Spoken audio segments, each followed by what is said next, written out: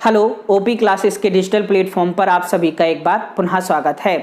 हम लोग आधुनिक भारत की क्लास पढ़ चुके थे। पहली क्लास में हम लोगों ने भारत में यूरोपीय कंपनी के आगमन में पुर्तगालियों के आगमन के बारे में पढ़ लिया था। हमने पढ़ा था कि कैसे कोलंबस जो कि भारत की यात्रा पर निकले थे और आपके अमेरिका की खोज कर ली थी। हमने जाना था कैसे हुई थी भारत की खोज, और भारत की खोज करने वाले व्यक्ति वास्को डी गामा के बारे में भी हम लोगों ने पढ़ा था। आज हम लोग वास्को डी गामा से आगे बढ़ेंगे और जानेंगे भारत में प्रमुख पुर्तगाली गवर्नर जो हुए थे उनके बारे में। तो आइए पहले कुछ बातें वास्को डी गामा के तुरंत बाद जो हुआ था उसके बारे में जानते हैं। हमने आपको बताया था कि वास्को डी गामा जो है साउथ भारत के केरल नामक जगह के कालीकट बंदरगाह पर पहुंचा था। तो वहां पर एक चीज बतानी थी, तो वो लिखते हैं हम लोग। तो हम लोग क्या पढ़ रहे थे कि वास्को डी गामा जो है वो भारत कब पहुंचा था? 17 मई 1498 भारत। ये कहां उतरा था? केरल के कालीकट बंदरगाह। ठीक, यहां पर स्वागत किसने किया था? स्वागत किया था राजा जमोरिन। ठीक है, राजा जमोरिन को क्या कहते थे हम लोग उस समय? गॉड ऑफ सी। ठीक, अब देखिए किसी परीक्षा में दो प्रश्न बहुत अच्छे पूछे गए। पहला प्रश्न पूछा गया कि राजा जमोरिन जो थे वो किस राजवंश से संबंधित थे। दूसरा प्रश्न ये पूछा गया कि जब वास्को डी गामा या पुर्तगाली भारत पहुंचे उस समय मध्य भारत में किसका साम्राज्य स्थापित था। तो दोनों प्रश्नों को जानते हैं। तो राजा जो जमोरिन थे वो चेर राजवंश के थे। ठीक है, दूसरा पुर्तगालियों के आगमन के समय मध्य भारत में लोदी वंश का शासन था।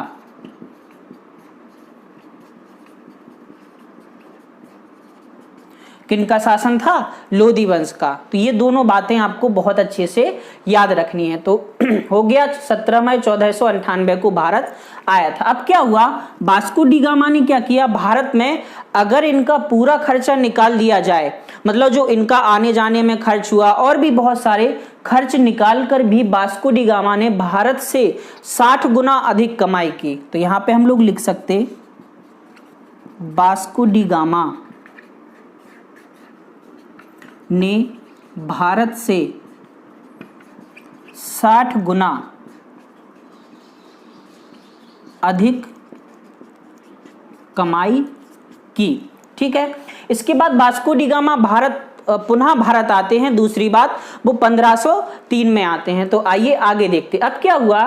1500 ईस्वी में पेट्रा अल्वेज भारत आए, जो कि एक पुर्तगाली थे, और उन्होंने भारत में पहली फैक्ट्री स्थापित करने का प्रयास किया, लेकिन वो असफल रहे।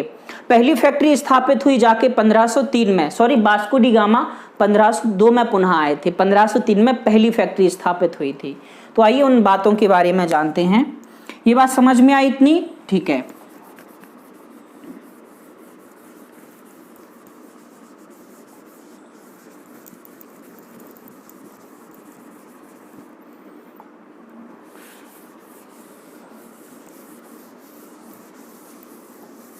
चलिए।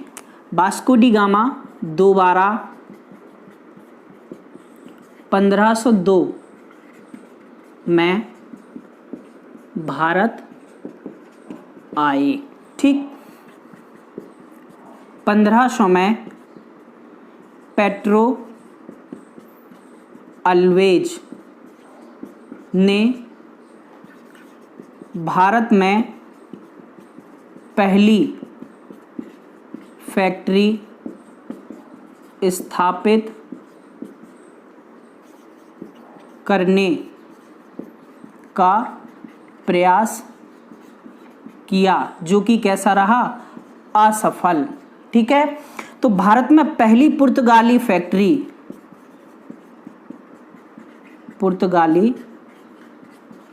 फैक्ट्री 1503 में स्थापित हुई। कहां पर?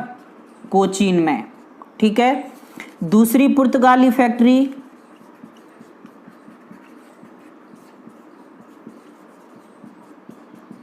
1505 कुन्नूर फैक्ट्री। ठीक है, तो ये हो गई। अब इतनी बातों के बाद हम लोग जानेंगे कि भारत में जो पुर्तगाली गवर्नर आए थे उनमें महत्वपूर्ण पुर्तगाली गवर्नर कौन कौन से हैं। तो आइए जानना शुरू करते हैं। हम लोगों को 3 महत्वपूर्ण पुर्तगाली गवर्नरों के बारे में पढ़ना है, जिनमें से पहले हैं आपके फ्रांसिस्को डी अल्मेड़ा, दूसरे हैं आपके अल्फांसो डी अबूबकर और तीसरे हैं आपके नीनो डी कुन्हा। तो चलिए शुरू करते हैं। यहां से आपको परीक्षा में अवश्य प्रश्न मिलेंगे, पुर्तगालियों से संबंधित जरूर प्रश्न मिलते हैं आपको। तो भारत में पुर्तगाली गवर्नर, ठीक है, कौन कौन से? 3 के बारे में पढ़ना। पहले हैं आपके फ्रांसिस्को डी अल्मेड़ा, दूसरे हैं आपके अल्फांसो डी अबूबकर, अबूकर्क कहते हैं इनको, अबूकर्क। ठीक है, और तीसरे हैं आपके नीनो डी कुन्हा। ठीक है, तो इन तीनों के बारे में हमें पढ़ना है। फ्रांसिस्को डी अल्मेड़ा थे आपके 1503 से 1508, ये थे आपके 1509 से 1515, ये थे आपके 1529 से 1538। ठीक है, तो सबसे पहले हम पढ़ते हैं फ्रांसिस्को डी अल्मेड़ा। पहला, फ्रांसिस्को डी अल्मेड़ा क्या है? भारत में पहले पुर्तगाली गवर्नर थे। तो यहां पे हम लोग लिख सकते F, क्या थे? भारत में पहले पुर्तगाली गवर्नर। ठीक, इनको हम लोग FAN से डिनोट कर सकते हैं। यानी अगर भारत में पुर्तगाली गवर्नर आपको याद करने हैं तो आप फैन याद कर लेना। फ्रांसिस्को डी अल्मेड़ा, अल्फांसो डी अबूकर्क और नीनो डी कुन्हा। तो हम लोग पहले पढ़ रहे हैं F, यानी फ्रांसिस्को डी अल्मेड़ा। तो भारत में पहले पुर्तगाली गवर्नर थे आपके फ्रांसिस्को डी अल्मेड़ा। इन्होंने क्या चलाई थी? इन्होंने चलाई थी शांत जल की नीति, इसी को हम लोग बोलते थे नीले पानी की नीति, यानी ब्लू वाटर पॉलिसी। ठीक है, हम इसको बहुत अच्छे से समझा रहे, पहले देख ही ले रहे इन्होंने क्या क्या काम किए थे। ठीक, ब्लू वाटर इन्होंने लागू की थी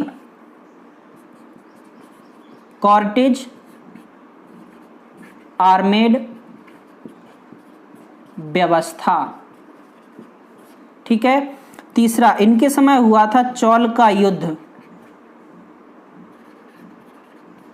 1508। इस चौल के युद्ध में फ्रांसिस्को डी अल्मेड़ा का पुत्र डॉम लॉरेंसा मारा गया। तो ये हुआ था आपका, एक तरफ थे आपके फ्रांसिस्को डी अल्मेड़ा और दूसरी तरफ थे आपके महमूद बेगड़ा। दूसरी तरफ थे तुर्क प्लस महमूद बेगड़ा। इस युद्ध में क्या हुआ था? पुत्र डॉम लॉरेंसो मारा गया और फ्रांसिस्को डी अल्मेड़ा ये वाला युद्ध आपके हार गए थे। तो ये बात समझ में आई, पहले पुर्तगाली गवर्नर थे। शांत जल की नीति या नीले पानी की नीति, जिसको ब्लू वाटर पॉलिसी कहते थे, वो चलाई थी फ्रांसिस्को डी अल्मीड़ा ने भारत में। इसके अलावा कॉर्टेज आर्मेड व्यवस्था भी लागू की थी। इसको हम समझा रहे क्या होता है। चौल का युद्ध हुआ था 1508 में किन किन के बीच? एक तरफ थे फ्रांसिस्को डी अल्मीड़ा, दूसरी तरफ तुर्क तथा महमूद बेकड़ा। इनमें इनके पुत्र, इस जो युद्ध हुआ था इसमें डॉम लॉरेंसो जो कि फ्रांसिस्को डी अल्मीड़ा का पुत्र था वो मारा गया। चलिए ये देखते हैं क्या होती है शांत जल की नीति। यहां पे हम आपको समझाते हैं इसी से।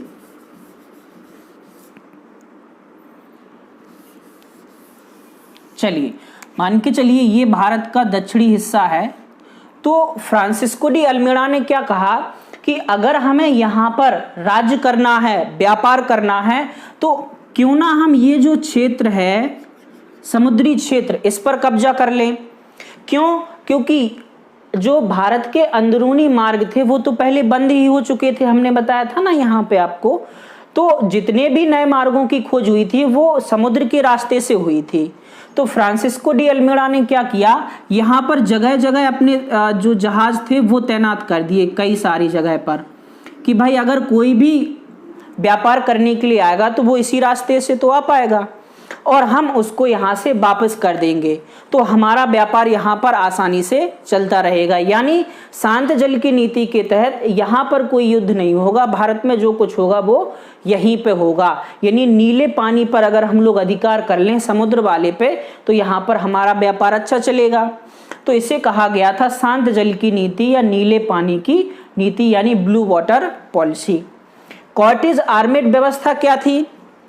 इस व्यवस्था के तहत क्या किया गया था कि अगर आपको भारत के अंदर जाना है तो सबसे पहले तो यहां से निकलना होगा ना। अच्छा, यहाँ पे क्या था, समुद्री लुटेरे भी थे और भी बहुत सारी चीजें थी। तो फ्रांसिस्को डी अल्मीड़ा ने ये कहा कि भाई अगर आपको यहाँ जाना है तो आपको यहाँ पर हमें परमिट के पैसे देने होंगे।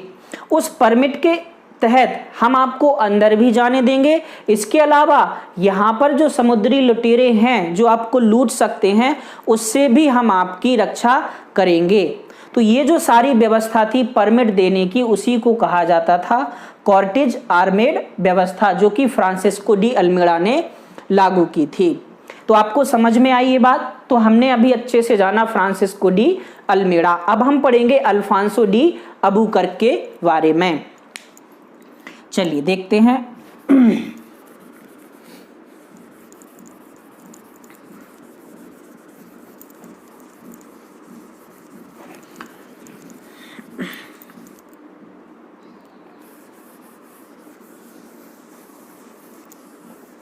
चलिए अब हमें पढ़ने हैं अल्फांसो डी अबुकर्क यानी दूसरे, यानी ए। इनको क्या है, भारत में पुर्तगालियों का वास्तविक संस्थापक कहा जाता है। ठीक है, तो यहां पे हम लोग लिख सकते भारत में पुर्तगालियों का वास्तविक संस्थापक। ठीक है, तो भारत में पुर्तगालियों का वास्तविक संस्थापक कौन था? Alfonso de Albuquerque. इसने क्या किया था?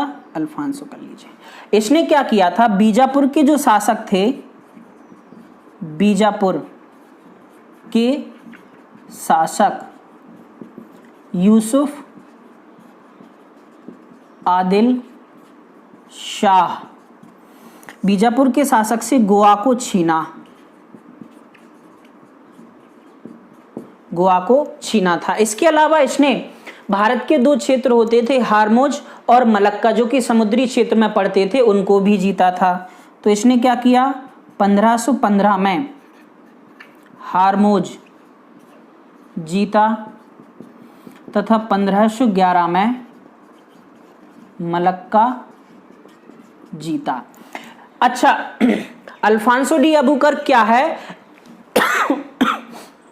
ये भारत में पुर्तगालियों को बढ़ाना चाहते थे, इसलिए इन्होंने एक नीति लागू की। इसके तहत ये क्या करते थे, पुर्तगालियों का विवाह भारतीय स्त्रियों से करा देते थे, जिससे कि क्या होगा कि भारत में ईसाइयों की संख्या ज्यादा बढ़ेगी।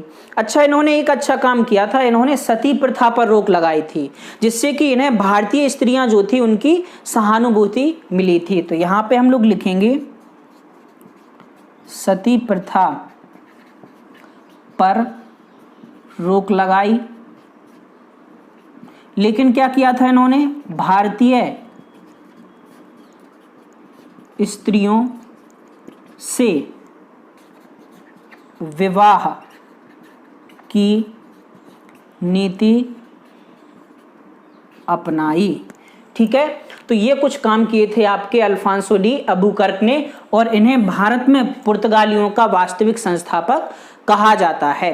ठीक, अब हम लोगों को पढ़ना है नीनो डी कुन्हा के बारे में।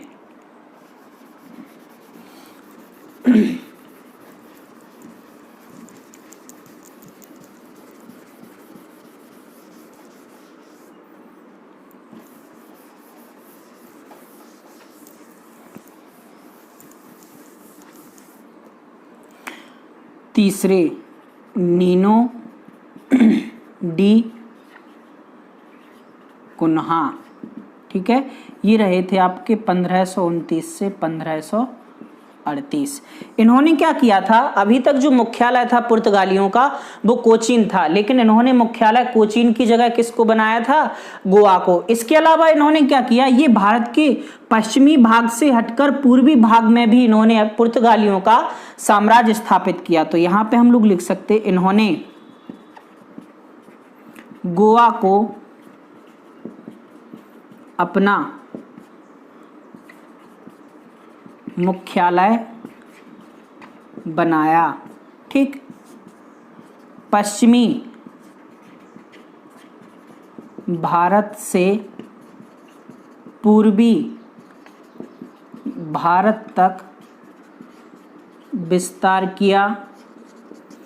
इसके अलावा क्या था, बांग्लादेश का जो चटगांव बंदरगाह है उसको महान बंदरगाह की भी उपाधि दी थी। इन्होंने चटगांव बंदरगाह को महान बंदरगाह कहा। ठीक है, अच्छा, एक अफ्रीका का तट, जब भारत यहाँ आते थे तो इन्हें अफ्रीका महाद्वीप से घूम कर आना पड़ता था, और अफ्रीका महाद्वीप में एक तट था जिसका नाम था मोम्बासा, उस पर भी इन्होंने कब्जा किया था। तो यहाँ पे लिख सकते अफ्रीका तट मोम्बासा पर कब्जा किया। ठीक है, तो ये थे आपके भारत में प्रमुख पुर्तगाली गवर्नर। तो इनके बारे में हमने पढ़ लिया। अच्छा, हुआ क्या, पुर्तगालियों के आने से भारत में पहली बार प्रिंटिंग प्रेस स्थापित की गई। इसके अलावा बहुत सारी फसलें भी भारत में पहली बार पुर्तगालियों के आने से आई, जैसे आलू हो गया, लीची हो गई, अनानास हो गया, मक्का हो गया। ठीक है, तो वो बातें और लिखे ले रहे, यहाँ पे लिखे देते पुर्तगाली भारत में क्या क्या किया, प्रिंटिंग प्रेस, ये कब लगी थी, 1556 में। फसलों में हम लोग क्या क्या लिख सकते, आलू, मक्का, तंबाकू, लीची, अनानास, संतरा आदि। ठीक है, तो ये थे भारत में पुर्तगाली। अच्छा, क्या था भारत में सबसे पहले अगर यूरोपियों की बात की जाए तो वो पुर्तगाली आए थे, और पुर्तगाली भारत से सबसे बाद में गए। 1961 में गोवा को पुर्तगालियों से आजाद किया गया था। ठीक है, तो ये थे आपके भारत में यूरोपीय कंपनियों में पुर्तगाली, जिनको हमने बहुत अच्छे से पढ़ा।